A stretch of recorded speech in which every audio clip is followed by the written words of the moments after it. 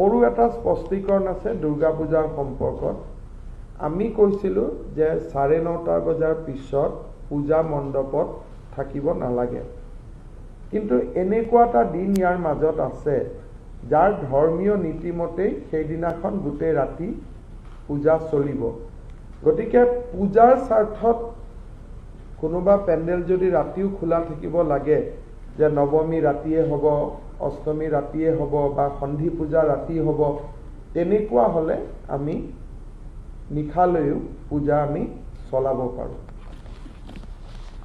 এটা কমপ্লেইন বা এটা অভিযোগ আমাক আহিছে যে পঞ্চমীৰ দিনা ব্ৰাহ্মণসকলক আমি টেষ্ট কৰাব নালাগে।